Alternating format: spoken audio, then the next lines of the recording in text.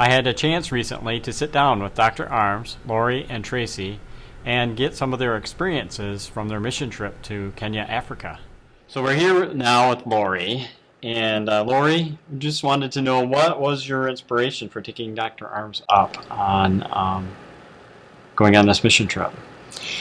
For me, it was an opportunity to be out of an element I've never been in before. Africa is obviously out of our element. But I also wanted to experience the culture there. Right. But I also have a huge love for animals, and many people don't know this, but I played with plastic animals all my life when I was little, and I learned how to make their noises and all that stuff. I don't remember that now, so don't ask me. But just to be able to embrace that culture and to be able to see those big animals that I remember playing with as a kid, and of course making sure that I could make a difference in some people's lives that otherwise wouldn't have that opportunity was a huge draw for me. What was the most defining moment for you during this trip? Oh my gosh. The first night that we got to Nairobi after being in planes we had 3 different legs on a plane trip all the way over there, 16 hours total, plus layovers.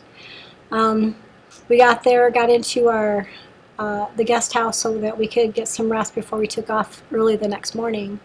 I got bitten by a mosquito, so I thought, and it turned out that I was breaking out in shingles. So for me, that was a defining moment because I realized that I was a lot further away from home to be at that point, but I literally thought it was just a bite, and then having it start to find its way across my face and on my forehead and back to the crown into my scalp within 3 days, and knowing that I didn't know if I was going to be okay. That was one defining moment that I reckoned with, and I was way out of my comfort zone as it was when I got there, and then to find out I had shingles, I was like, oh my gosh, what am I going to do now? I was literally worried that I was going to have to go back home after I got there. But thankfully, it was a dental and a medical trip, mission trip. So luckily, the MD that was there, Erica Ballant, she looked at me after 3 days, and she says, "Yep, I know exactly what you got." And so we got me on a cyclovir. Within a couple days, it was already starting to dry up. So I was very thankful that I could continue to work in the clinics and making sure that I could make a difference. So without having to shorten my trip. So that was what my biggest concern was. Yes. So, but other than that, defining moments, meeting the girls at the Omaleka home. They are girls that are there as a result of being at risk or had to endure female genital mutilation, which is female circumcision, which is actually illegal in Kenya. But a lot of tribes feel that their culture supersedes the law, so they try to enforce their traditions at the risk of being caught. But these girls have to basically run from their homes in lion-infested countries where there's cheetahs, there's lions, there's leopards. And of course, any other type of animal that you can think of that could be dangerous. And they're only 6 to 8 years old when they go through this. So they used to be horrific. Absolutely, they used to do it after they had their first period, and now trying to supersede and making sure that they're not caught. They're doing it from 6 to 8 years old. And then these girls are married off to men that are in their 40s and 50s. So, yeah, it's pretty devastating to see these girls that have gone through that. And the fact that they're actually have smiles on their faces, like there's nothing happened to them, and knowing that they have a future because of Global Life Ministries and Kim DeWitt with the Omaleka Home, is a reward enough to me to know that I'm making a difference in their lives just by knowing them and getting the word out with all the things that they need with their homes. So they've got 35 girls. They have a primary and a secondary education. The girls that are in primary school pretty much stay at the Omaleka home, and then the secondary girls go to, for instance, high school, go to other structures for their schooling, and then they come home on break when they have their holidays. So Okay. But we didn't get to meet the older girls, but all the girls that we met were 15, ages 15 and under, Okay. as young as 6. So, but they just welcomed us with their open arms and showed us their home and showed us their lives, and it was just a treat to get to know them. So, That had to be very touching. oh my gosh. When we got there, they all met us individually. They each held our hand or shook our hand and said welcome. And then they took us into this big opening in their school where they have a meeting room. And they all danced with us. And we were there probably for about an hour just doing the dances and stuff like that. And they incorporated us into their dance and stuff. So it was really cool to be able to see that. Didn't know what they were saying. But, I mean, they did, most of them speak English, but during their singing, obviously, they're using their native languages, so it was pretty cool to see that. Cool. So, yeah. Great experience. Absolutely, absolutely. I wish we had more time with them, because all of our mission clinic works were before we got to meet them. Yes. But we only basically got to spend a day with them. It was a very short period of time, so I would have Okay. loved to have spent more time with them to enjoy them and see them a little bit longer, so. But luckily, they have a Facebook page, and I'm able to kind of keep up with how they're doing right now. They're actually in the process of building a new home that's larger, so they can house more girls and have a little bit more structure in their lives. But before I left, they had literally just had the ground flattened and ready to put anything in there, and they had the first rebarbs in, or re-rod is it? Yes. Called in there. So that's all they had. They had the framing up, and all now since we've been there, that's only since March. They're already building up, and they've got the plumbing in, and they're working on getting some fencing so that they can keep the elephants and other creatures out, so that they can have a garden besides. So, Right. Obviously, there's got to be a bigger fence for that, but it's got to be stone, and they put electrical on top of that so that the elephants won't bother it. So. Okay. But yeah, it's pretty cool to be in that environment, knowing that they've got wild animals around, and they have bushes probably about this tall, or maybe higher, that they're really stuck close together to try and keep the animals out. But obviously, elephants aren't going to listen to that. They're going to enjoy their food. So she posts pictures when they're right in that area too. It's kind of cool to see. Okay. What would you say to others that are watching this video to inspire them to join in mission work?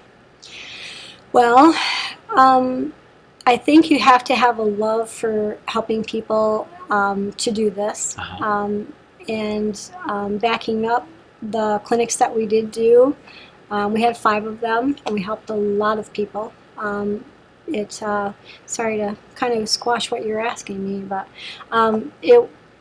the clinics themselves were extremely tough because you were in an environment that are really hot. Some of them were very humid. You had no air conditioning and no ventilation. So we were in schoolhouses that are very simple. They had cement floors. We had portable setup for our dental needs. We had the drills, as people know them as, but hand pieces. We had suction.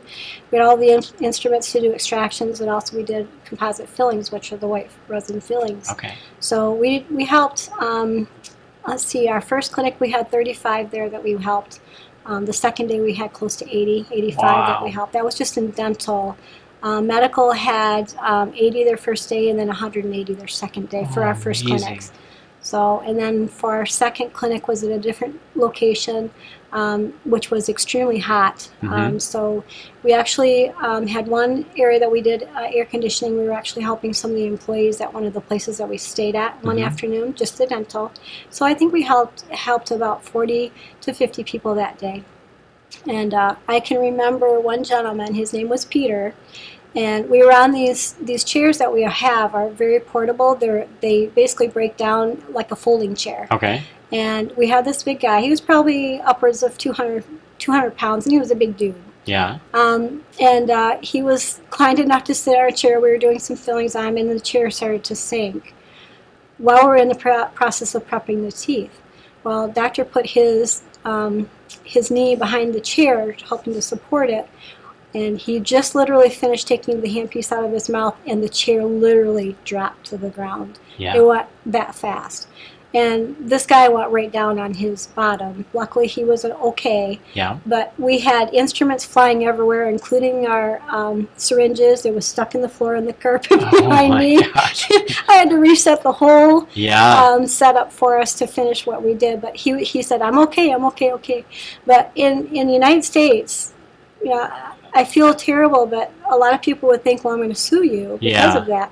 He was just very grateful, very cordial. He says, I'm okay. Mm-hmm. So we finished resetting it up, and then we finished his treatment in the same chair. Thankfully, the chair held up for him again. I felt so bad.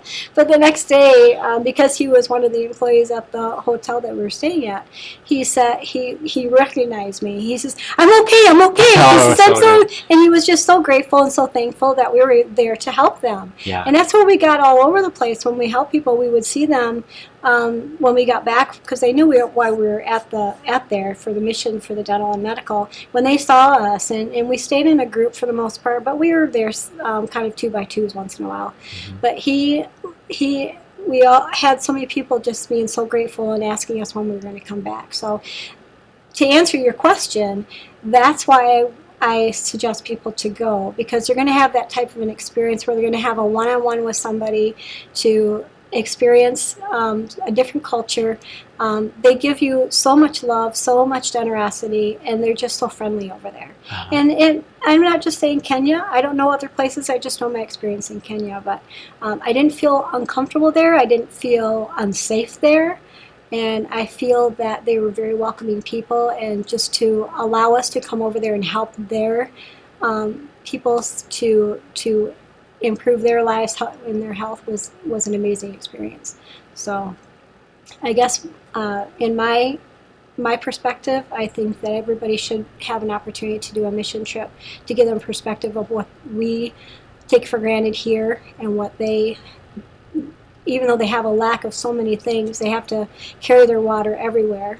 Some have plumbing, some have TVs, but they're in little tiny huts. And they're just all spread out in a very large area. And they have these little tiny villages that they have their meeting centers in their community. But there's a lot of people on the outskirts that are self-sufficient, but they don't have the access to the health care and dental care that we have here. Enoch, he was one of the Kenyan dentists that was in our mission trip with us. He said that the ratio for dentists to patients over in Kenya is 1 dentist to 50,000 people. Oh. So in our practice, to put that in perspective, we have about a 5,000 patient practice. Can you imagine one dentist trying to do 50,000 people in a period of time to make them healthy? Is just absolutely mind-blowing to me. Yeah. So when people ask you, why can't you do something here instead of overseas, that's why. There's just not that opportunity to have the people in those remote areas get the health care that they deserve, to keep them healthy. So that's why I wanted to do it. Yeah. So, and that's why I think everybody should have that opportunity to experience something like that. Yeah. We want to thank you, Lori, for representing our practice. Thank over you. there. I appreciate it. And for Dr. Arms to give me this opportunity, I Yeah. just feel very blessed. That was a blessing. Yes, very much so. Thank you. You're welcome.